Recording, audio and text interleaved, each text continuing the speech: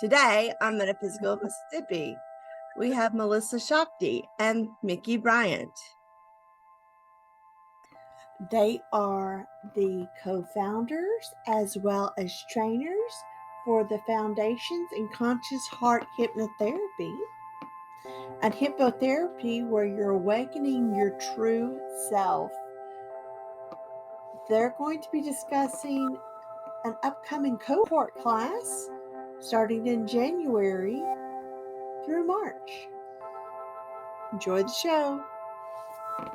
Welcome to Metaphysical Mississippi. I'm your host, Emily, and co-host, Krista.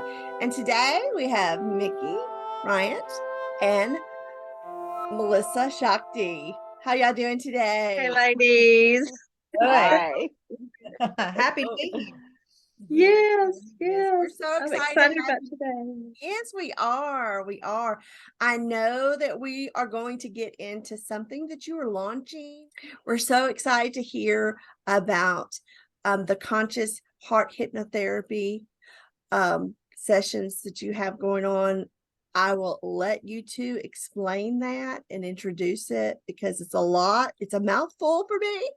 But first, we've already met Mickey in a previous episode. So I think we're going to start it off with Melissa sharing a little bit about her journey into metaphysics. And like, how are you now? What has evolved into you being a soul coach? And then Mickey, of course, you can share a little bit about that as well. So let's go on and get into it. Hi. Well, first, thank you guys so much for letting me be on here with you guys and letting me play with you today. Like this is some of my favorite things to do. I love to collaborate with other people who are in the healing arts and as far as like how I entered the world of metaphysics, probably when I came into a body. I was interested in all of the weird, quote unquote, weird stuff when I was young, I can remember being little and my grandfather would have those popular science magazines and they would talk about UFOs and I would watch, documentaries on haunted properties my mom gave me my first tarot card set when I was 14 years old. I mean, and then also being raised in the church, around here and just listening to the different teachings and really as I developed and as I went through my own life experiences, an experience in trauma when I was a young kid and going into the world of therapy and, just every single moment of my life, when we really look at it, has led me to this moment. Like each one just guiding me closer and closer and closer to, entering the world of metaphysics, entering the world of shamanic healing, entering the world of psychotherapy. And so that being said, entering the world of hypnotherapy when I was in my early 20s, when I found my first teacher, and really just mind blowing what we are capable of when we learn how to go within ourselves, when we learn how to connect spiritually, when we learn how to enter through the heart. It's like every single moment of my life points me here. So this is where I land. I was a psychotherapist for 20 years, had a private practice for almost 20 years where I did, traditional, well, I don't know if I've ever done traditional anything, but I did more traditional than I do now, more traditional clinical mental health. And just everywhere, every moment in my life, I've been the type of person where I knew there could be more. I knew there was something deeper. I knew that we could connect more fully. I knew that, the resources that we need to heal ourselves, to elevate our consciousness, to connect with spirit, like all of that lives within us. All we have to do is learn how to unlock it. And so when I did my first hypnotherapy session, I was just like, this is it.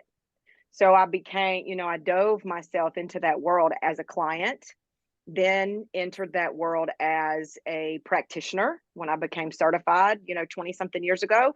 Then about 12 or so years ago, started to teach hypnotherapy, and that led me into the worlds of subtle energies, the worlds of quantum physics, metaphysics, all of that stuff. So it's just been a swirl, like, since I was a kid, to be honest. Oh, I love that. Yeah. I know. My one thing, y'all, my one thing is, if you get me talking, it just starts kind of coming. So if you guys, That's you might great. have to say, I love that. I don't know. I love that. So I'm trying to assimilate all that to see what our next question is. I Well, love it. I was gonna say, Mickey, we did touch on a little bit, but with you, and you don't have to share any more, but was there anything else that you wanted to share about your metaphysical journey that we didn't get into on our last talk? I don't know that there's really anything we didn't get into, but I think that what's pertinent to our topic today is where I picked up and, in my journey, and came into the world of hypnotherapy, discovered hypnotherapy. And it was, very similar to what Melissa shared. I entered into that world as a client, and when I first experienced it, I knew that this was a path that I needed to follow, that it really resonated with me, because I too have always been, there's more. I know there's more. There's more than meets the eye, more than what's at the surface. And I'm destined to go there. And not only to go there, but to bring that to the collective, to bring it out into, to bring it out into the community. And so that's, I think that's the part, excuse me, I think that's the part of my journey that, that really kind of fits with what we're talking about today, and how Melissa and I ended up to get, Yes. How did you two? together on this leg of the journey. And one of the things I shared in our last visit with each other was that I was part of the very first cohort of that particular brand of hypnotherapy, that modality that was taught in Mississippi. And would you believe that my teacher is sitting in this interview with us right now? Oh, okay. So the very first class that Melissa taught in that hypnotherapy was here in Mississippi. It was in Tupelo, and I was part of that class. And we were obviously a part of each other's journey prior to that class, but that's, I just feel it was very divinely orchestrated. I don't feel like it. I know that it was very divinely orchestrated. It was intended for us to, to work together in this capacity. And it has been an absolute joy. It's just amazing. And I love the way that when we are working together and creating, and how we grow each other as a part of that, and that's all part of the divine plan. Yeah. So when did y'all actually meet? Do you remember when you first met? That was Well, it's probably like Yes. we all have those friends where you have that soul connection. So it's like, okay, maybe we remember where we physically met, but we already knew each other. Oh, I remember very clearly where. It's the when. Right. You don't have to share maybe on- you I don't know have to share the win. Well, the win was somewhere in the ballpark of 2009 or I 10. was gonna say 9 or 10. Yeah. Oh, Oh, Yeah. cool. 2009 or 10. Yeah. And a lot of people don't realize, like, we brought hypnotherapy to Mississippi, 10 years ago? Yeah. 10 years ago. It's been around. It's been here. Oh. And this is one of the things that, when I set out, when you talk about as far as entering my world of metaphysics, you know, being in Mississippi and living here, one of the mores that we saw, and one of the mores that I certainly saw when I was first beginning, was to go into those non-traditional realms, to begin to bring these modalities, these experiences, these trainings, these, you know, I have had the benefit and the blessing of meeting some of the greatest teachers that are on this planet. Really, I mean, spiritual teachers, hypnotherapy teachers, clinical teachers, mentors who have mentors who have mentors. Like the network that I was blessed to be connected to just really touches my heart, and to be able to bring that here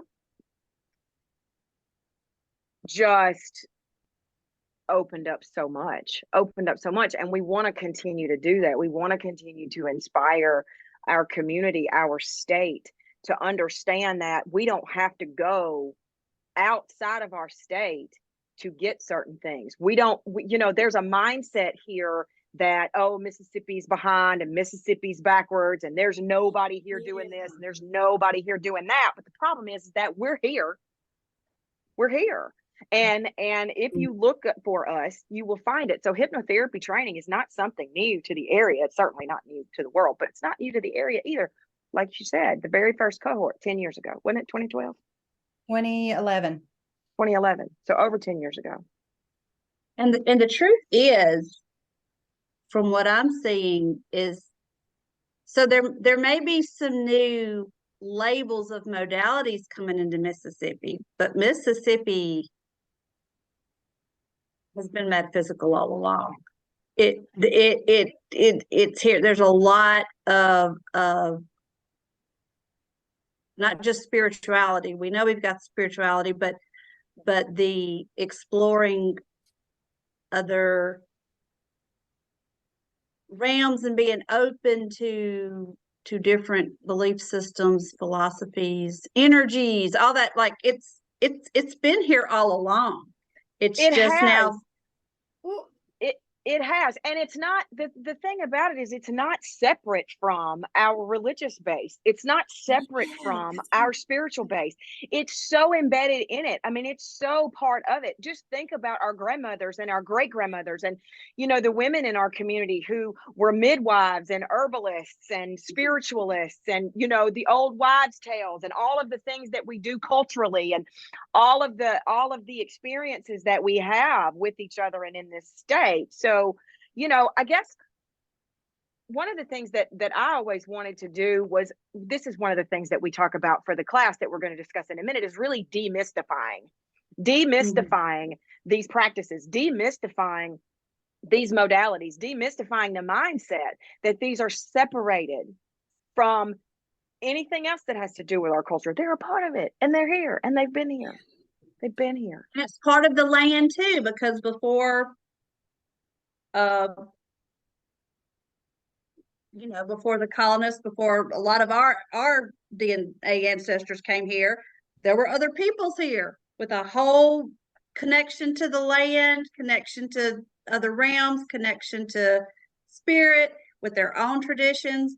So it's embedded in our environment already too, whether we realize it or not. We are coexisting with these energies and these realities already, whether we're aware of it or not. It's just fun that now we get to say, hey, No, it's here. We're here. Wait, wait a minute. I just realized that our whole culture here in the South is to believe in things that take faith and the unseen. Absolutely. But the label is, it's okay to do it as long as Christ is labeled on it. Mm-hmm. You know Absolutely. what I mean? Which I do believe that there's power in the Christ whole thing, but yeah, that we are prime. The audience is already primed in this. Yeah. I'm gonna kind of go off on a little tangent of when you were both sharing. I think it is fantastic to see that you both have had normal jobs, but felt that there was something missing, and y'all had the bravery to step into and bring the soul into it. That's so admirable, because just think of what our world would be like if we all included in the soul and everything that the tangible, if we included the soul into the tangible things of It's every already in the tangible. which y'all have already been It's talking. already, it's already in the tangible. It's like what I've had a lot of clients in a lot of different fields. I've got clients in IT departments and law, in janitorial, in secretarial, administrative, supportive roles. We don't have to be a therapist or a coach or an energy worker, or we don't even have to be in the healing arts to bring spirit into the physical. It's already here. There's nothing that has to be done. There's no like, oh my God, what we have to do is heal the split within ourselves. We have to heal the separation within ourselves. And we do that by going within ourselves. The problem is that most of us, and I just posted something on this on my social media recently about, we look for something to save us. We look for something external to fix it. We try to seek different experiences. We try to seek we consume things, we buy things, we take classes, we get degrees, we do all of these things. And the problem is that we are never going to find what we are looking for until you learn how to come within. And the beauty of hypnotherapy gives us a tangible, researched, Mickey, you can probably throw in some words here because you know that I'm not as good at it, but it brings us a structure, a format, a way to say, okay, yes, there are many other ways to go in. Meditation takes you inside. Prayer takes you inside. Worship takes you inside. But what takes you inside in a way that's like, I'm going to go within myself and I'm going to find the blocks. I'm going to find my blind spots. I'm going to illuminate the dark halves. I'm going to learn to love the fullness of me. I'm going to learn to love more outside of me. I'm going to understand that there's no difference between what's inside of me and what's outside of me. I'm going to learn how to connect with my soul, which I love this. I saw a Facebook post one time or something, some kind of social media post one time that said, in science, we call it energy. In religion, we call it the soul, and in the streets, we call it a vibe. Like, it's the same thing. We put all these different words to things when really and truly it's find whatever takes you in. Find whatever takes you in. And if Mickey and I can create a space or offer a space or do a teaching or practice some kind of modality that people feel aligned for, that's what we're here to do. That's the whole reason I'm here.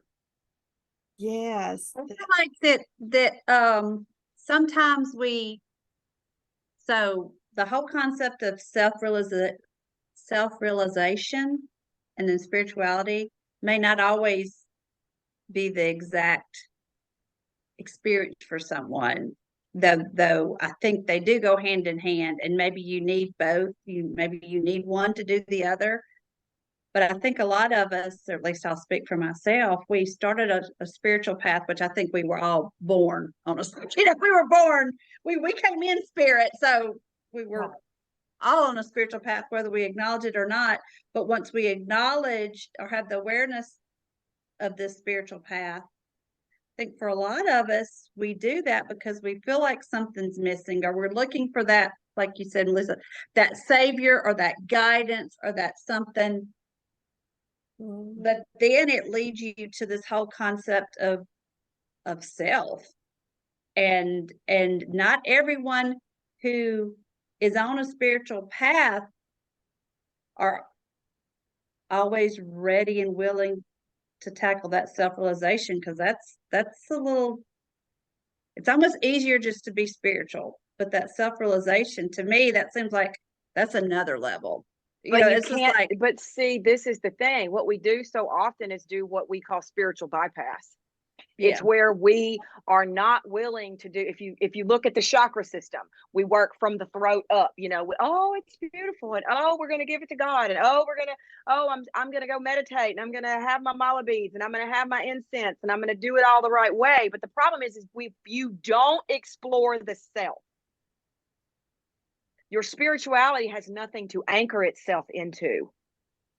What you believe in, what you know exists outside of you, cannot come into you and flow through you unless you go into you, unless you explore you. You open up space for that to exist. It's one of the things that we talk about even in our class. We have this process of ascension, right, where we learn to go up. First I think we dive down, like we go through our life, and we like you said, we're born spiritual, but we develop our ego, we develop our identity here in the physical, we develop who I am and who I am not. We talk about that more in detail, but and we dive down into the depths of our trauma and our crap and our suffering and our unworthiness and our fears and our all of our shame and our loneliness and all that. We go deep down into all of that, and then something just says, okay, now I got to come up. So we come up and we begin to explore and we begin to feel connected to whatever. Maybe it's nature, maybe it is church, maybe it's God, maybe it's the water, maybe whatever it is, it doesn't matter. We connect to something greater than us. But what happens is a lot of people stop there and they think, oh, well, I'm now actualized. I'm now a spiritual person. But until you learn how to then turn back around and embody. Oh. and it don't Brandy, always feel good either, like it feels when you're up there. Sometimes you got to go back in and you Well, feel a but little bit that's, of the stuff. yeah, but that's part of the purpose in being here on this planet is to learn to do that and to have that experience. And to do all of these things that we've been talking about. I know we talked about the demystification and talked about the spiritual, finding the spiritual in the physical, the 3D world. Talked about that in my last interview. But that's our purpose, and our path to that is going to look different for each individual, for each individual human being. But ultimately, we're all doing the same thing. We're all here to have that same learning, that same upgrade, by that same elevation or ascension. And no two experiences are going to look the same way. But what we can do is, like you said, Krista, yeah, it doesn't always feel good to do that. Well, no, it doesn't. It doesn't always feel good. And that's also part of our, empathy development. Part of what helps us to connect through the heart is to have that experience and go, oh, wow, this was a real challenge. That was not easy. And to be able to look at someone else through the lens of compassion and empathy, rather than those judgments and criticisms that we used to carry about ourselves before we had that experience. And when we're talking about healing the split within ourselves, that's the purpose. When we heal the split within ourselves, when we heal those judgments, when we let those fall away by going through this process that Melissa so eloquently described, we heal it within, and therefore we heal it between us and all of humanity, all of nature. We truly become aware of the oneness that we are, we become aware of the spirit, the essence that we are, because we begin to be able to see in every set of eyes we look into, in every leaf, every flower, every river, every stream, every mountain, we begin to see ourselves. I also feel intimidated that let's just say I'm up at the spiritual, but I haven't done the work to come back in. And I feel, well, since I haven't come here, I don't need to be putting my fingers into the community and encouraging other people to, sometimes I feel intimidated that I am no authority on telling anybody how to ascend. The Because imposter syndrome. yeah, that Well, but because let I've me and add a little something to that. And yeah, Mickey, but you're not an authority to tell anyone else how to ascend. What you are the Thank you. authority of is your own ascension. And it is your own ascension that inspires the ascension of someone else. It inspires us to go deep within ourselves. Like, we're not here to tell anybody, oh, you got to go this way, Mhm. or you Yeah, got to do it this way. But the thing about it is we get that with the imposter syndrome. And let me tell you, Mickey can attest to this. Like, back 20 years ago when I was first doing this, like, did I do everything perfectly? No. Am I way more grounded in my spirituality now than I was 20 years ago? Yes. But does that mean that we have to hit the pause button until we get there before we become ourselves, before we do the best we can, before we illuminate to the best that we can? So it is your ascension. It is your willingness to go into yourself. It's your willingness to go up into the higher realms. It's your willingness to dive into metaphysical. It's our willingness to be seen doing this that inspires people to either say, I like their vibe, but I don't like what they're doing. So let me find my own vibe, or I like their vibe and I like what they're doing. So I'm going to go do it that way. It's not about any of us telling each other how to do this. But what I will say is a lot of people get scared. A lot of people get scared to dive into the depths. When we start looking at our shadows, when we start looking at our fears, when we start looking at our unworthiness, it is uncomfortable, which is why it is so important that we do this together, that we partner with people who have already been down their own rabbit hole, who have already gone deeper than we've gone, so that they are not afraid. And it is their lack of fear that becomes the battery for us to go do our work. So it's no different than if I'm going to go through a dark room and I'm going to take you with me through the dark room. Well, if I've already been through the dark room and banged my knee on the table and fell down over the thing that's in the floor, and then I may not know like everywhere that stuff is in your dark room, but I do know there's some crap we can trip over. yes. So I have a little more illumination to my flashlight because I carry a little more illumination. You have a different kind of illumination to your flashlight.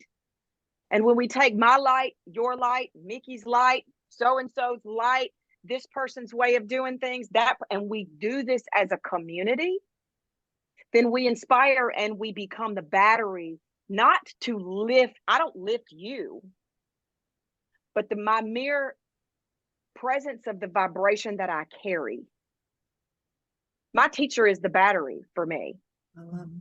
I love it. When we sit in circle with her, it's the meditations are deeper, the healings are more intense because she's sitting there. Her presence is the inspiration.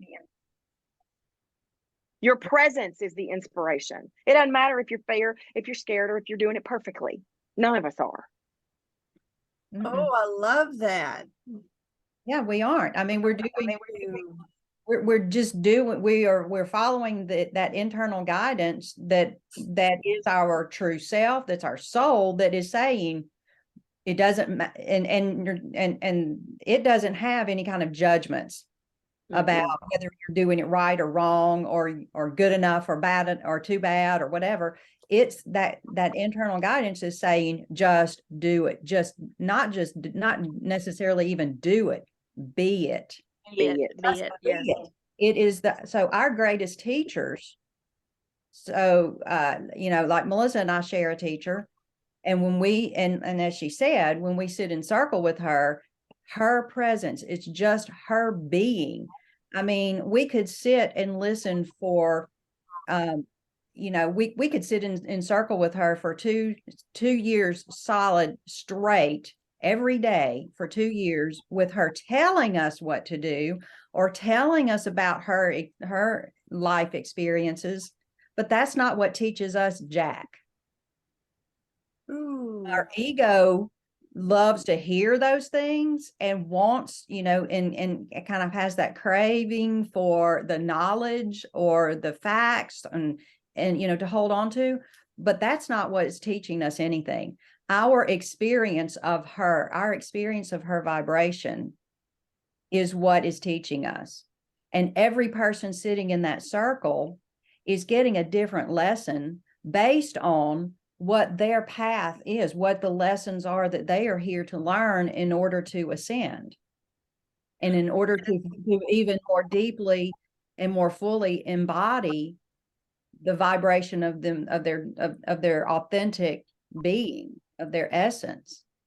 And so, yeah, so by doing whatever it is that helps you to be more, you know, to more fully embody who you truly are, to be able to be aware of who you truly are, is your purpose.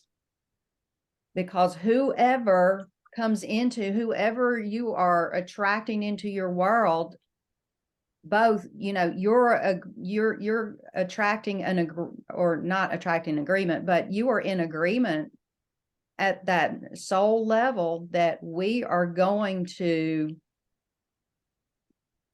create a space for both of us to have the opportunity to take another step in our evolution. That doesn't get said out loud, Yeah.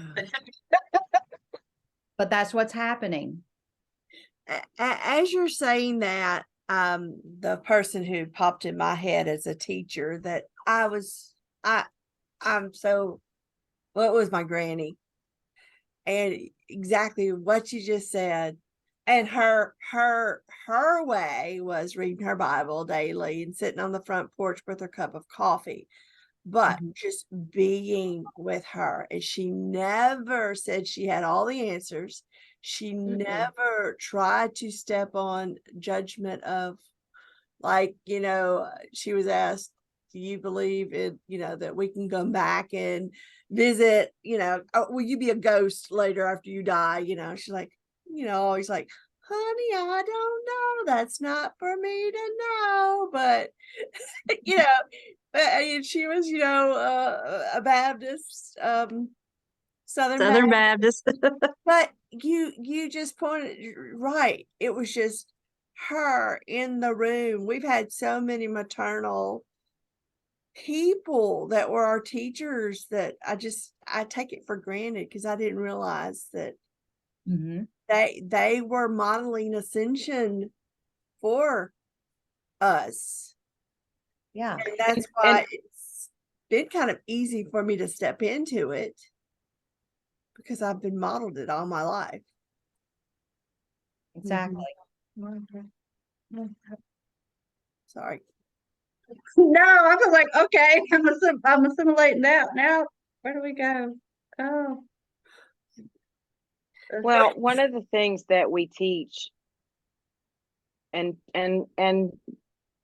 really want to inspire is the importance of embodying your uniqueness, the importance of discovering and owning and removing the shame and removing the fear and removing the illusions of separation around who you specifically chose to become while in human form, while in a body. There is not another being on the planet that is like you at all. Now, are there millions of us who are Reiki practitioners? Yes, but nobody does Reiki the way you do. Nobody does hypnotherapy the way I do. Nobody does hypnotherapy the way Mickey does. Nobody meditates the way I do. Nobody, and that's the thing.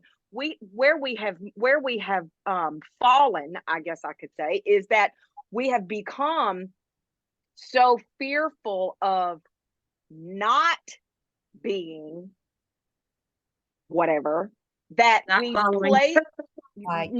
that we place ourselves in these constructs of who I'm supposed to be. Well, if I'm a good Christian, then that means I read my Bible every day. I go to church every Sunday. I don't do this. I don't do that. I do this. I don't do that. But what I will tell you is that your way of finding, embodying, connecting with God, spirit, universe, the creator, whatever language you want to use, whatever it is that you authentically do, that you feel connected to, that inspires you to keep elevating and keep, I don't even like the word seeking, because I think that is kind of outdated language, but Yeah. I'll use it now. It inspires you to keep embodying your own truth, because we came here to be. We came here to be and to inspire everyone else to be. And when we remove our own judgments of ourselves, then we remove the judgments of others. We embody compassion. When we learn how to go into ourselves and find all the faulty thoughts that we took in, all the introjections that we took in, all the what I call the I am nots, the I'm not worthy, I am not safe, I am, whatever, I'm not good enough, whatever that may be. When we learn that every bit of that were constructs that we took in from the world, and we learn how to go back to that spark that is us, and then let that spark design itself through the uniqueness of whatever, Mm-hmm. then we change our life. We change the world. I had somebody not too long ago, and Mickey's heard me say this all the time. Therapy. She said therapy doesn't change reality, Melissa, and I was like, yes, it does. Yes, it does. But that's the thing. We become imprisoned in our thoughts. We could become imprisoned in our mind and in our supposed tos and in the rule following and in the hiding and in the all of this stuff, because we develop shame about who we are, because my body doesn't look like this person's, or I talk differently than that person, or my faith is this, or my faith is not this. All of those things that we do where we compare each other and we put ourselves in this hierarchy, those are what keeps us separate. So this is why one of the reasons that Mickey and I are so committed to using community as a healing modality. It's not just about, oh, we're going to host a class and we're going to teach you a technique. There's a community that becomes formed, because within the community, within our connection, within this connection of this four, Mm-hmm. we up level, we begin to learn. You don't believe me? It says so in the Bible, wherever two or more are gathered. Yeah, you're right. Speaking of community, we are so excited that ours is growing. Metaphysical Mississippi is starting pop-up meetups in January 2023. You're invited to our first pop-up meetup outside the Jackson metro area. On January 22nd, from 2 to 4, Soulflower Healing Art Studio in Starkville, Mississippi will be holding our first pop-up meetup. For more information, visit our website at metaphysicalms.com. See you there. Yeah, I think yeah, that could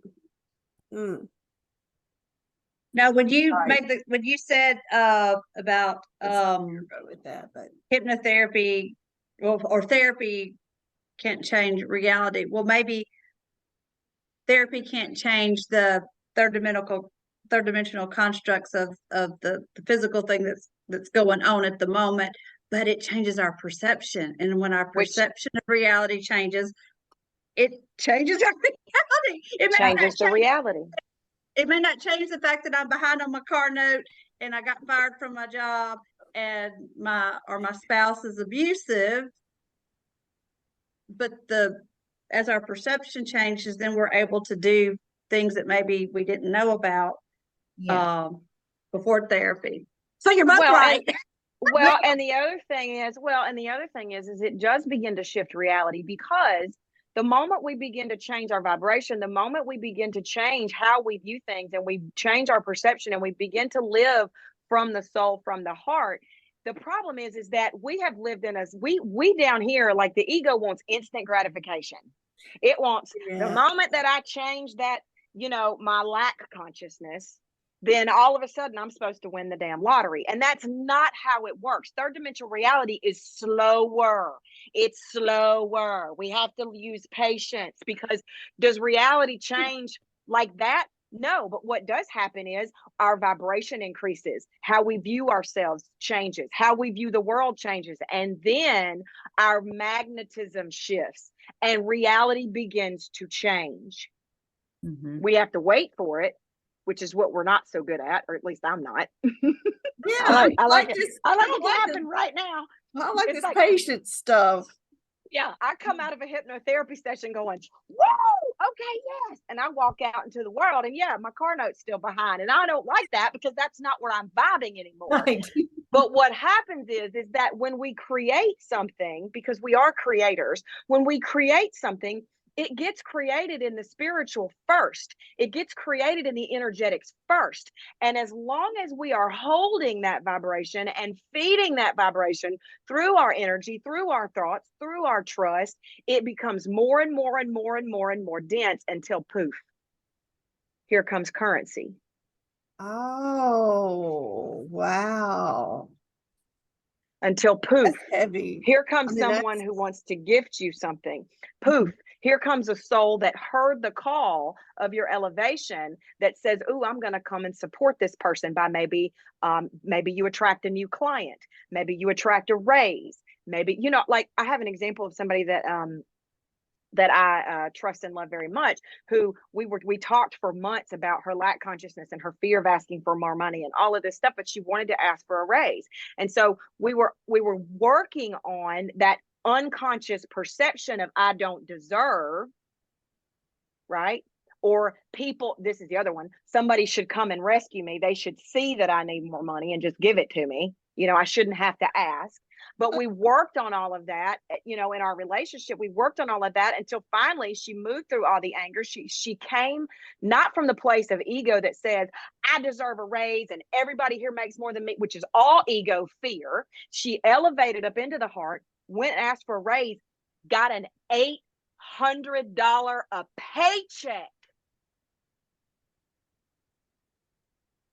A paycheck raise. So it does change your reality. It just doesn't do it instantly. Yeah. Sorry, I get on soapboxes. Y'all got to shut me up No, every once in a while. no. No, No, but I that's, get so engaged in what you're saying. Then when you stop, I'm like, okay. but that's, but even we can look at it even a little more simply as well, This that is why we teach looking together. at, we are kind of bringing it even more into the 3D. This is why we work This well. is why we teach together. Yeah. Collaborating, like- that's We do this all the time. And she's like, okay. And Mickey's Melissa, like, come down. That's exactly right. I just Yeah. wait. Yeah. Get there. It's best.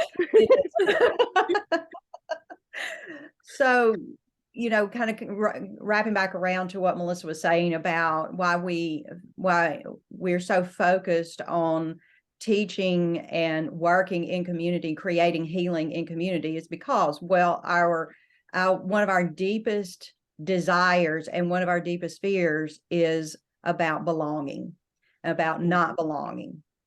And if you look at culturally, look at society, how much of the not acknowledging our spirituality, not acknowledging our psychic senses, or our abilities, or things that seem to be out there or taboo, how much of that is run by this cultural conditioning, this whole societal conditioning or planetary conditioning that that keeps us in that fear that if we are that in order to be valuable, we have to fit in. Ooh. We cannot stray from the norm or the group. And we can talk all day about where that comes from, where that begins, but that's not important right now. But how much of that is preventing us from exploring the self? How much of that is preventing us, and keeping us locked into, I'm not going to go see a hypnotherapist, or I'm not going to go see a Reiki practitioner, or I'm not going to go do those things because that's going to make me different.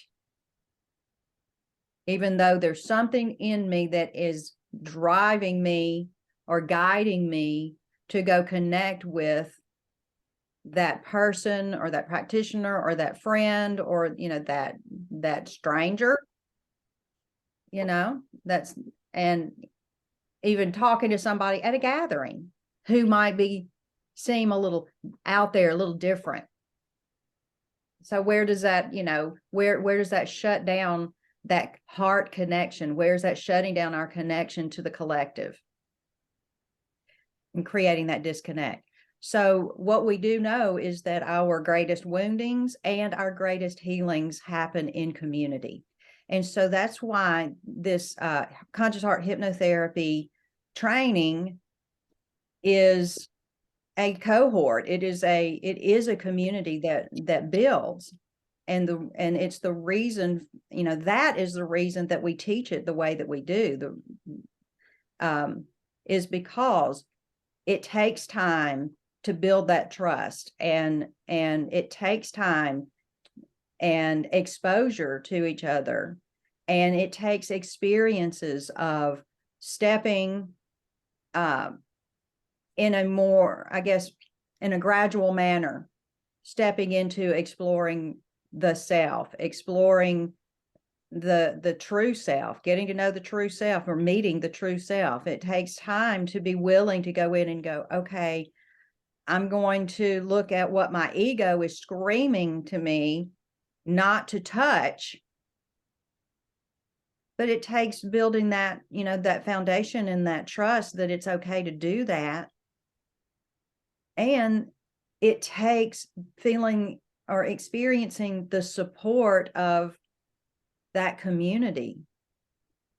And we look at, our first community is our family. And what was our experience with our family early in life? And that's how we view community. Oh, oh, yeah. So,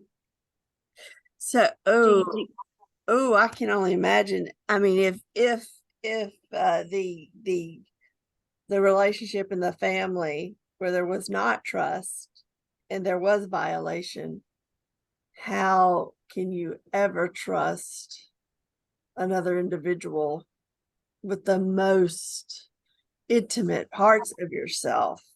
Right. And so you recognize how challenging that can be for that person. Mm-hmm. How scary it feels for them. Oh, yes. And so to be able, for that person to be able to step into an experience where there is truly, unconditional love there. And it does take, like Melissa mentioned,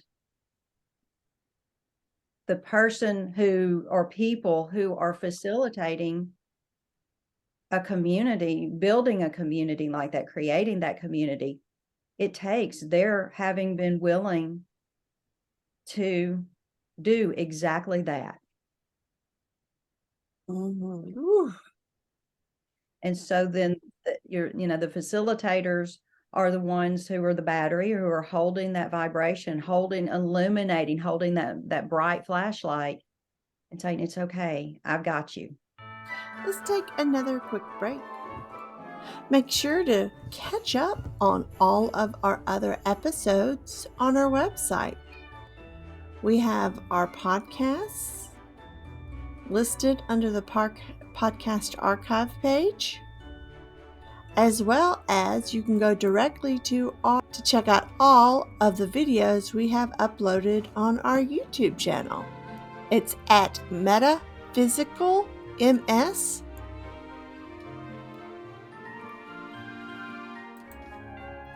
Or you can just go and learn a little more about each of our guests on the YouTube section of our website.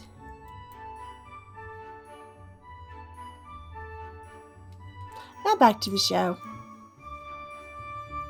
How do y'all unwind? And just I mean, if You just changed it. no, I meant because sometimes when we're doing this, with every podcast we do, it's fun, Huh? but it is after Yeah. exhausting. And I'm like, I just sat there and talked, why am I exhausted? So how do you, once you're in that's not that y'all have arrived or any of us have arrived, but once you have shared your battery with other people, what is a way that you How do you recharge? yes, thank you. Well, I will say that one, when I'm working in a space with somebody in this manner, it is energizing for me. So for example, I did a session, hypnotherapy, a conscious heart hypnotherapy session with someone late yesterday afternoon.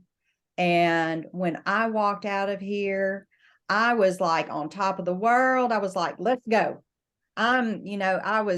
Everything was wonderful. There were balloons and streamers. It may as well have been balloons and streamers, all around, because my mindset is just ramped up, not in a frenetic way, but in a very positive and, life is wonderful. These things that have been kind of weighing on me, they're really no big deal. It's really, so one way that I recharge my battery is to do that.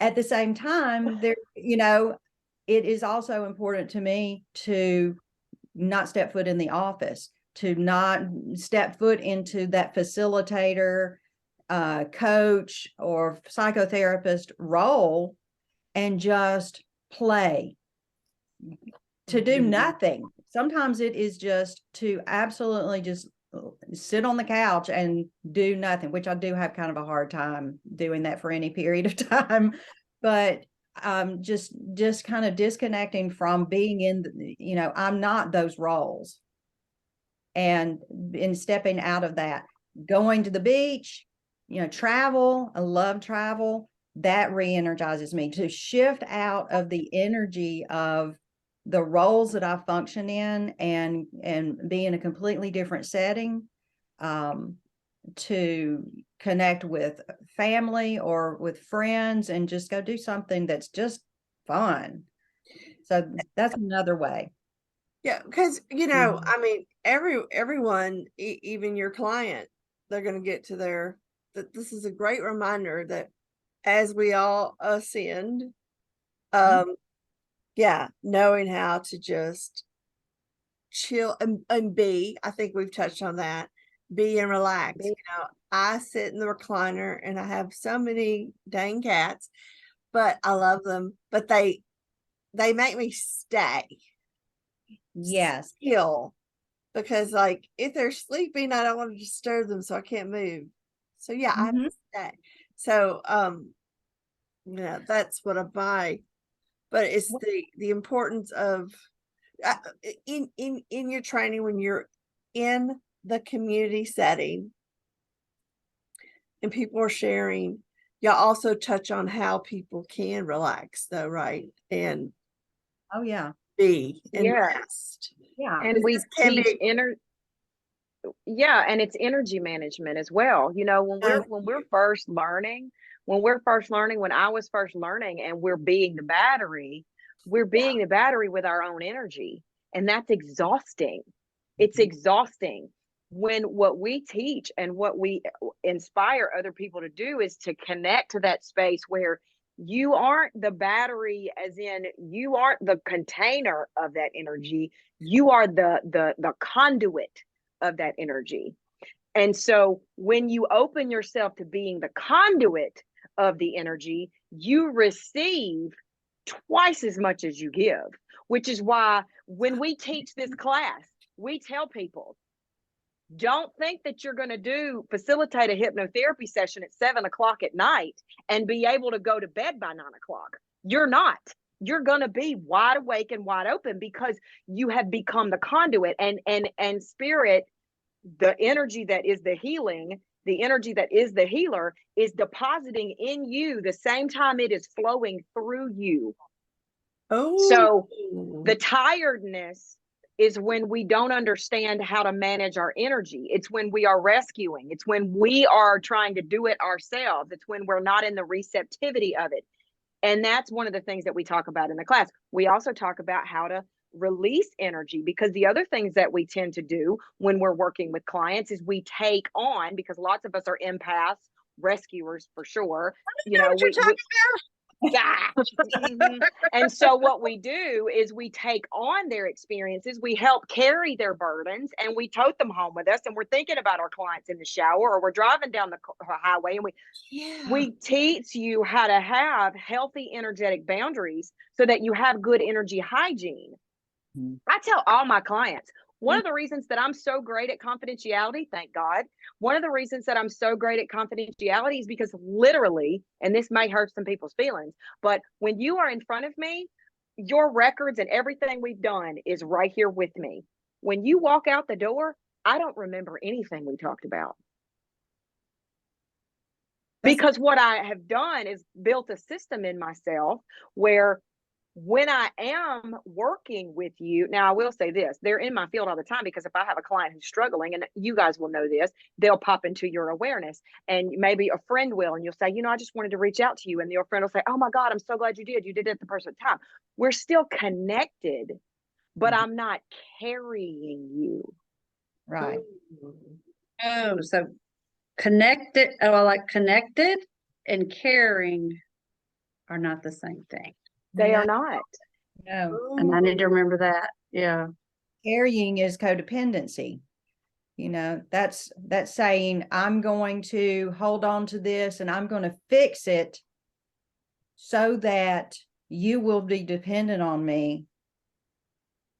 So that, and I want to fix it because I want you to be able to be there to support me, or to love me, or to approve of me.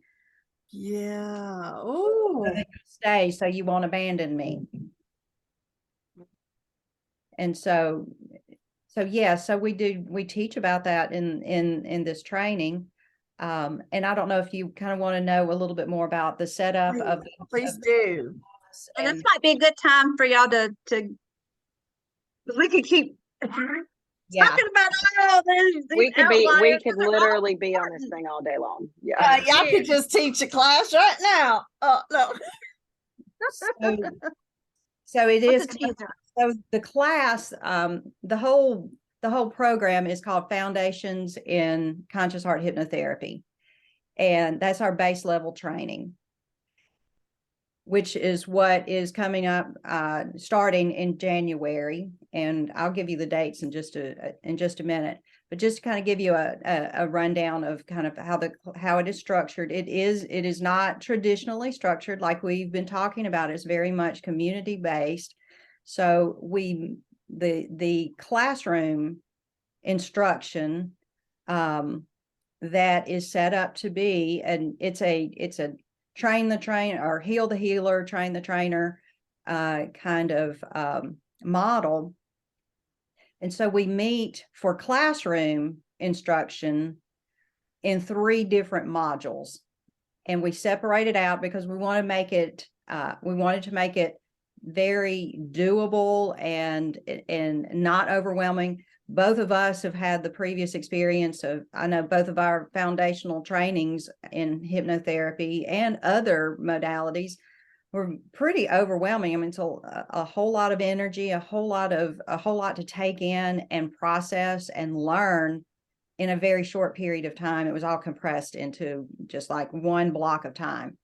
And we're very clear based on our personal experiences, my professional experiences in education was like, this is not good, this is not best practice. So we're like, let's do it in a way that actually works for people.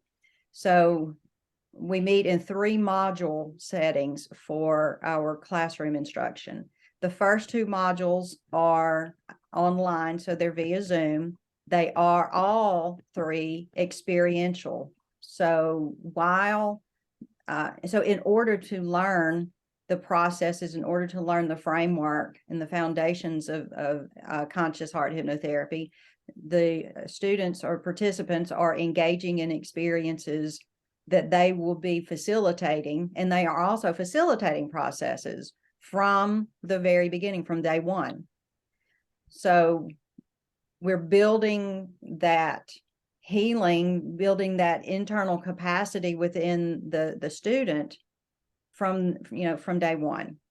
So the first 2 modules are 3 days each, and they meet in January and February. The first one is January 25th through the 27th, and the second module is February 22nd through 24th. And then the third module is a 5-day meeting on site, and we meet in Tupelo at Melissa's office for the 5-day training, where this cohort comes together in person for the first time, and it's so beautiful when they do. We've already been building this relationship with each other, building this community from the first day of the first module. And they have also had assignments to connect with each other and work on homework assignments between modules. And when we get together for that third module, it's just, for that last module on site together, it is magical. It's so beautiful. And that at that point is when the students begin facilitating from beginning to end, full hypnotherapy sessions with each other. And so that's the classroom instruction. And then we spend a year together following that. Once a month, we have a supervisory experience where we come together. So every other month, we meet for a supervision meeting for, I think it's 2 hours is what our supervision meetings are. Those are on Zoom. And it just, it's what it says, supervision, asking questions. Here are the wows I've experienced. Here are the challenges. Here are my questions. This is what I'm experiencing, and we celebrate together and we support each other in growing through the challenges, and just continuing that same process.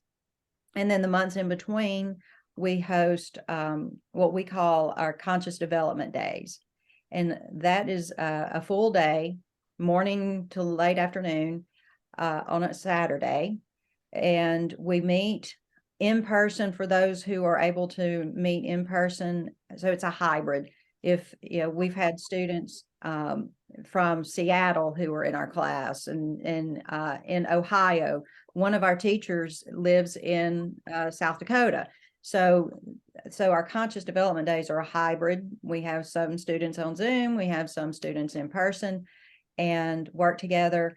We extend the teaching on a concept that was introduced in the Foundation's classroom instruction, and so provide a more in-depth exploration. And then we co-facilitate sessions with the students to provide more in-depth hands-on supervision. So the students during those conscious development days are building their skill, and so those supervisory experiences are there to support them in growing as hypnotherapists, as practitioners. And if they should choose the certification route, it's to support them also in reaching that certification as a conscious heart hypnotherapist. Can I add something? I would love for you to. One of the purposes and one of the things that we really love about how this class came to be was this is not a course where we tell you how to do a session. One of the things is we hand you the foundational materials through those first 3 modules like she was talking about. And the purpose of the full year after is, number one, to develop and become more refined in your skill set. But the other thing that we are helping and supporting you in doing is embodying hypnotherapy in your way. Yes. Finding a way to make this authentic to you, make it sound like you, make it feel like you, make it work like you. This is why the class is open to anybody in the healing arts. It's open to doctors and nurses and midwives and energy workers and counselors, like wherever you are in the world supporting clients or humanity or communities or whatever in growing and changing and healing. We literally take that year and begin to refine the foundation's materials to work for you. Not, oh, I'm going to do it like Melissa and Mickey did, and I'm going to follow the script and I'm going to make it sound just like them. And we're not creating parrots of ourselves. The uniqueness is so important in that year of supervision. It's okay, how do we find your voice? How do you begin to marry yourself to this process? How do you begin to merge this process within you so that it becomes a part of who you are, not just this modality that I'm facilitating that I have to go check. Mm-hmm. So you get to really discover your own voice. We coach you through, the challenges, and you get to come and say, I don't really like how this is worded. And we say, great, reword it. Let us help you. Mm-hmm. It gets to be yours. Yeah. Yeah. We're handing our students a framework, and that's what we call it. This is the framework. So this is the basic framework. These are the components that we have found that are important to include. And here's why. Mm-hmm. Now take the bits and pieces and turn it into something that works for you, for you as a practitioner. Turn it into your own. And in fact, one of the things that we start from the first day of the training, we provide opportunity for the students to reflect. And one of the reflection questions is always, how do I see myself incorporating this into my practice? How do I see, what parts of this do I see that fit with what I do as a practitioner? Is there any type of, you may have kind of said this, but is there any kind of prerequisite that's required? We want to meet with you. Okay. So there is a interview process maybe. Well, and it's not an interview process so that we can judge whether you're right or wrong for the course. It really is a place to determine, how are you going to use this? Because our ethics matter intensely. How are you going to be able to use this ethically? Do you have a place for this to fit into your life? And or is there some other way? Because like I have students who say, oh my God, I really want to come learn this. And I'm like, okay, well, let's talk about it. And we end up talking about it. And it's not that they need to come learn and be certified and begin to practice.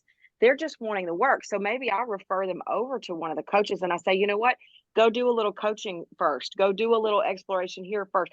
We really want to get the appropriateness, because what Mickey and I value is that when we teach someone, when we bring somebody into this community and they're beginning to, spread this out, that they have the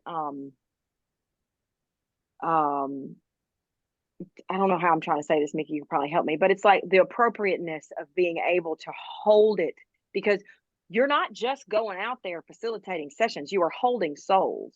Mm-hmm. Mm-hmm. You're holding sacreds of souls. Mm-hmm. You're walking into the darkness that exists within all of us. You're going into the basements of consciousness. You're going into the cellars of people's trauma. And not that you have to be like all the way up here ready for it, but we have to understand we have a responsibility to our students to make sure that they are not are have enough ego strength Yeah, to that. hold the work. Mhm. Cause this is like almost a year and a half commitment. It is Yeah. a year and And- a half commitment. And the desire, it could be a timing thing. There may be a desire inkling, but a timing, yeah, I would think when someone's ready to take this step, like they're ready. So Right. And you're I'm sorry, the training is for um people who want to learn how to be a hypnotherapist, Anyone who's in the healing arts. anyone in the healing arts that can utilize the skills of hypnotherapy in their Yes, and I want to say something to Healing that arts. because it's not about, oh, I want to be a hypnotherapist. okay. Because quite frankly, like we had a midwife in the last cohort. She's not calling out clients to facilitate hypnotherapy sessions. Okay. But what I will say is the techniques, the subtleties, the ways that we teach you how to go within, the ways that we teach you how to facilitate other people going within, the way that we teach clients and you and the students how to begin to connect spiritually, those skill sets can be used across any profession. You don't have to facilitate a full session. You don't have to use it from start to finish. But what we want to make sure of is that, like I said, she's not calling out people facilitating full hypnotherapy sessions, but what she is when she's working with a mother who's having some fears around birthing, then she knows how to help that mother go into that fear, to transmute that fear, to alchemize that fear. Maybe it's not a lay down full session. She literally created it for us. So I don't want people to think, oh, well, I don't want to be a therapist and I don't want to be a hypnotherapist. It's if you are in the healing arts, we are inviting you into a modality that allows you to deepen and expand the way you are in the healing arts. Right. Massage therapists have taken this course. Massage therapists certainly are not doing therapy with people, but what I do know, and those of you who know this, there are many times when you're on a massage table that your emotions come up. Mhm. So these massage therapists learn, what can I do with these emotions so that I don't feel frozen in my ability to walk someone and support someone through their transference, through their transformation. I'm not just going to sit there and go, oh God, they're in their fear and what do I do here? And oh, it's going to be better. Like I have a place where I am comfortable in the world of these emotions. I become more comfortable in the world of alchemizing. I become more comfortable in the world of helping clients transform. I can hold space. Right. Yeah, I become less codependent as a practitioner. Would y'all give examples of what y'all consider healing arts? Anybody in the medical field, Okay. anybody in the mental health field, anybody in the energy medicine field. If you sit in front of another human being and you provide a service that inspires healing, spiritual growth, personal development, we are open to having a conversation with you. Educate, teachers. Educate teachers. Yeah, educate. clergy, anybody who is in a position whose consciousness is in a position of, I don't like the word authority, but well, for many reasons, but Yeah. Right. Yeah. some of that's personal, but Some We of have our trigger words. right.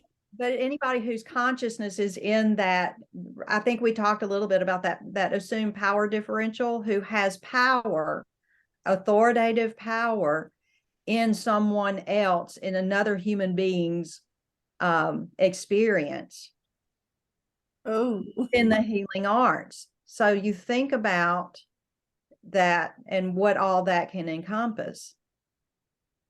So we talked a little bit about this, I think, in the last interview. I'm working with organizations, working with schools. I'm not going in and doing full on lie down, close your eyes, beginning to end hypnotherapy sessions, but I'm using that hypnotherapy foundation. I'm using my skills as a hypnotherapist to work with the relationships within this organization, and to work with and coach these people on how to shift their perspective out of their, the fear mode, out of the fear or the illusion that they don't belong or they don't fit in, or that they've got to make a decision based on what's going to make me most likable or make everybody approve of me, and instead to make those decisions from that very clear, well-grounded position Yeah. or perspective. And so that's why I said anybody who's working with somebody in that capacity, their level of consciousness has the ability to either harm or help, harm or heal. Gotcha. So anybody who's in that position is in the healing arts. Now, that doesn't mean that they focus on the actual healing aspect. Is this program though an appropriate gateway experience for someone? What if someone is new to all these concepts, but hypnotherapy was already kind of on their radar? What if someone is not necessarily in the healing arts and this is their first thing they want to go explore? Is that a good? Is this you know jumping what I'm into trying to the ask? deep end, or they need to, get on the massage table? Is this not a beginner? You want to or answer is that, it Mickey, just or would you like me or to? is it the same answer? Just contact you. Go ahead. The beauty of this program and the way that it was gifted to us, and the way that we wrote, is that it can be as quote unquote basic or advanced as you want it to be. We have had people come through this course who had zero training or experience in the healing arts, but felt the call that was the world they wanted to enter. And this is the class that they took. And because of the supervision and the coaching, they began to expand more of where their niche was going to be. I have had people in this course who have had years of hypnotherapy training and received advancements, because this is one of the reasons why, like I said, we teach together. I mean, there are times where I may go, woo, with the information, and Mickey goes, okay, let's bring it down to like this. Or there may be times where, and every cohort calls the teachings in. We have the foundations. I mean, we have a manual, we have certain markers that we want to hit, but we don't ever really know what we're going to teach. And this has been true for me in the past, 15 plus years that I've been teaching hypnotherapy and lots of other modalities. I mean, lots of other ways. The class is literally designed and called in by the cohort that comes together. And so the questions that they ask, it can be as beginner or as advanced as you need it to be, because you make the class. You build the class. The cohort is building itself right now. So that's a great question, because I don't want somebody to say, oh my God, this is probably going to be over my head. It won't be. And then I don't want somebody to sit back and go, oh yeah, well, I've already had all this. Trust me, you haven't. You haven't. And they're going to learn a lot from their cohorts too, not just y'all. It's the experience of the other participants or attendees that they're going to learn from. Absolutely. And so and each class is different. We have people who from the previous cohort who want to come through it again because they know it's going to be different. They know they're not going to get the same class. Mm-hmm. Well, I know just So- from teaching Reiki, I have students who, you know, they're already Reiki level 1 or 2 or master, but they still want to come again. I'm like, I want to, Right. Yeah. because it's different with different groups of It's people. different. It's different every time. It's different with different teachers. It's different with different participants. Every single class is different. And at the end of this program, though, whatever previous practice they're in or whatever, they will be certified to do They can choose- hypnotherapy sessions. They can choose to become certified. You're not automatically certified just because you finish it. There are some requirements that we have so that we align with the National Board of Hypnotherapists, the National Guild of Hypnotists. Like there are certain requirements. So there's that another if you step want to get that if certification. you want I wouldn't say another step. There are things we want you to track during this. We want you to keep track of. We want you to do, it's all part of it. It's just a matter of whether you're going through those requirements in a very structured Methodical, way. Yeah. Like there's certain requirements that we want you to meet. We want you to do a certain number of sessions. We want you to, videotape some of those sessions. We want to, there's certain, you have to attend a certain number of supervisions. Like there's certain things that we qualifiers, and we have those qualifiers in there so that you have credibility that if you want to go to the national board and become board certified, this class helps you meet that requirement. Gotcha. But you don't have to. Gotcha. So, All right, Emily, your turn. So how can they contact you and be there in person for the third module? Where can they stay if they're not located locally? Well, first of all, how you contact the best, quickest, easiest way is to go to the website, which is www.chhypno. So CHHYPNO. I think I spelled it right. chhypno.com. The registration is on there. How to contact us is on there. And that's the easiest way because all 3 of the teachers are connected to the email through that system. That way you're not having to reach out to me directly or Mickey directly or whatever. We also have an Instagram page, which is CHHypno. You can follow us on Instagram. You can find us on Instagram, follow us there, DM us there. But that website really is the best way to get in touch with us and to get the information and to go ahead and register. Once we do that, once you're registered for the course, we have, depending on how many people are going to be in the class, we have partnered with local hotels. We have people that do Airbnbs. We have people that live here that share their homes.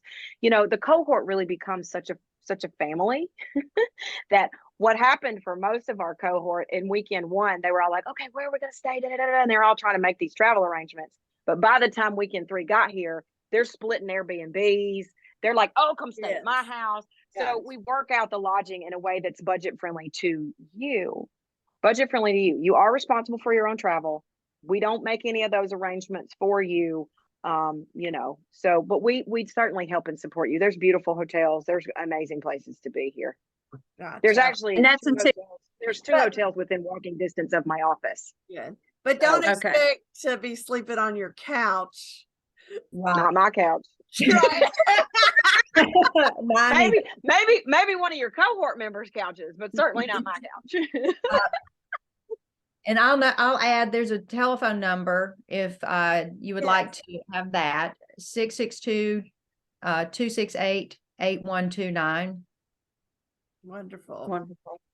And we do have an enrollment coordinator who gets messages or takes calls through that phone line. So that would be another way for them to get more information is to call that number.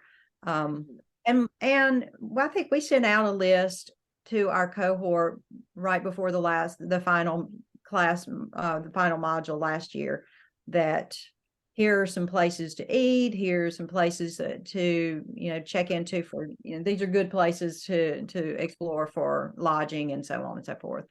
Wonderful. And I'm gonna tell you, if you like to eat, Tupelo has some amazing places to eat.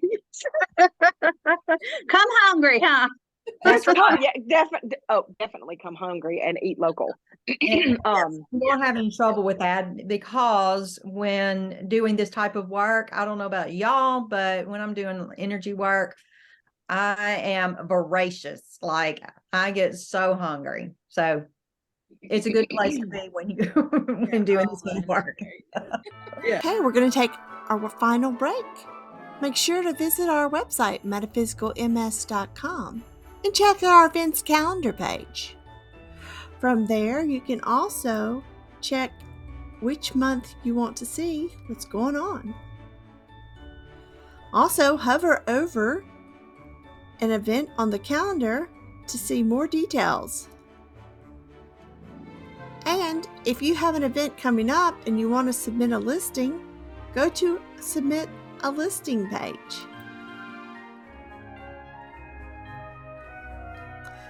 Submit an event or contact us. We'll be happy to get your class or event on our website.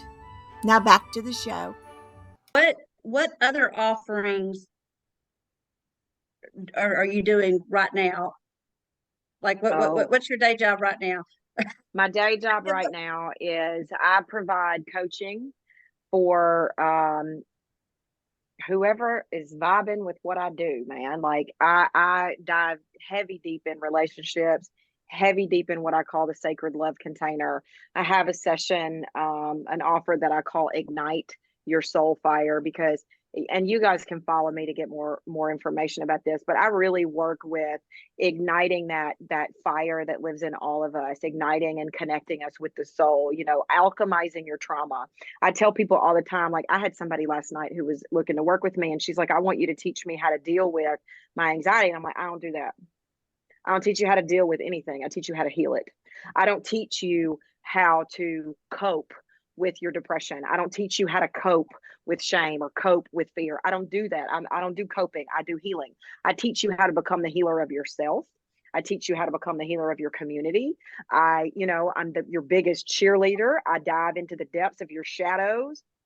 The pillars of my business are awaken, align, embody.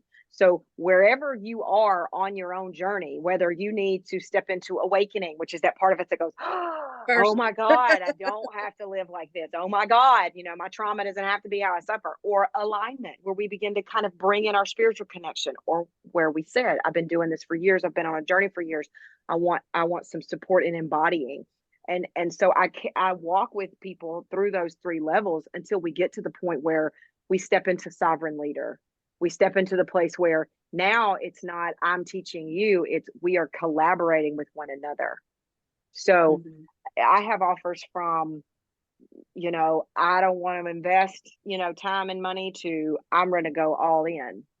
And most people that if you want to connect with me, the best way to do that is either through my social media, which is Instagram. It's at Melissa_Shakti, or you can go to either one of the websites, my clinical mental health site, which is CHTLLC.com, or the coaching website, which is Melissa-Shakti.com, and look at all the different ways that you can work with me. You know, y'all, this is what I personally love about there being all these different modalities, there being different people with different vibes. I mean, we're all one, we're all connected, but we all do have a little significant separate essence or vibration, or because I'm just sitting here with the three of y'all, but mainly Mickey and Melissa, like I could see where me as Krista, I would get different things from each of you. You know what I'm saying? And that's what I love about collaboration, is because I you know, that's where I have the little disconnect with the guru or the you know, I'm on this one particular path studying this one belief system or philosophy, because there's so much to gain from all of it. And then we change and we outgrow, maybe not outgrow that, like, oh, we got better than it, but we got all we needed from that particular thing at the moment. It's time to go try this other thing. And we may circle back to that original thing that first, you know, like I said 100 times, that yoga and Reiki were my little gateway things. But I do go off and do other things, like me and yoga. We haven't been close lately, I'm missing it, but I'll circle back around because it was my gateway and it will always be alongside me, but sometimes we have to go explore other things too. And that's why I love doing this, to just to sit in space with people with different. It's our Yes. uniqueness that matters. It's our uniqueness in how we express the divine and how we embody spirit that matters. That's the whole point. And when we are connected through our uniqueness, when we inspire each other through our uniqueness, collaborating with that is important. So if you feel, where whoever the you is, if we feel called to move closer to someone or to work with someone, that's the thing. It's like I used to back in the day, I was like, oh my God, this is the thing. This is the thing. And then it would be the thing for a little while. And then I expanded. And then I was like, okay, well, that wasn't the thing. Not that it wasn't the thing, it was. It It's was like the thing at that spirit, moment. it was the thing. And spirit says, put your foot here. And we say, okay, put your foot here. Okay. Put your foot here. Okay. Now wait, put your foot. We don't have to go, wait a minute. That doesn't go with this. We just go, okay, and put our foot over here. So, and that's the Yeah. beauty of us coming together and finding these different energies and beginning to love all of us and beginning to see God reflected in every one of us and begin to feel spirit embodied in every one of us in our uniqueness, instead of looking at somebody else and going, oh, well, I don't do it as good as they do, or, oh, I don't do it like that. I mean, we're dropping. Just go, ooh, look at them go. Look at them doing what Yes. they do. Anyway, Christianity was also a step into my ascension. It was mine as well, and It's- still it is. is And for yes, a lot of people. An important one, a valid one. It still is. You don't have to throw the baby out with the bathwater, right. Right. as we say, Right. which is a horrible fact. It's a horrible saying, by the way. Yeah, it is. But we all know All what right. it means. All right. Thank y'all for joining us today. Thank you for letting us. Oh, Thank yeah. you for hosting this space. Thank you for creating this space. Thank you for, really illuminating metaphysics in Mississippi and allowing people an opportunity to discover that what we think is not here is very much here. And we're not alone. We are not separated. And you guys being who you are and providing what you provide in all the different ways with the meetups and the podcasts and the conversations and the connecting, like, it's a vital part of the fabric. It's a vital part of the fabric. And I'm grateful to you guys for how you show up and how you put the message out and how you just be. Thank Yeah. you. Thank you. I've I had a mean, good time. I really appreciated being able to be here and being able to talk about conscious heart hypnotherapy and get the word out. I really am very grateful that y'all were interested in doing this interview so that we could, and to support our metaphysical community, our metaphysical Mississippi, by being, bringing this out into the public and getting the word out to people who wouldn't have been able to learn about it otherwise. So thank you. Oh, you're welcome. Yeah. Well, Yeah. I'm gonna share all the contact information that y'all have provided. I will put it in the description on YouTube as well as on our website. I'll write a blog when I share this, and it'll be in the podcast notes. So I guess this is a good, now I'll let us wrap it up. all right. Well, It's fine. we'll see y'all next time. Bye.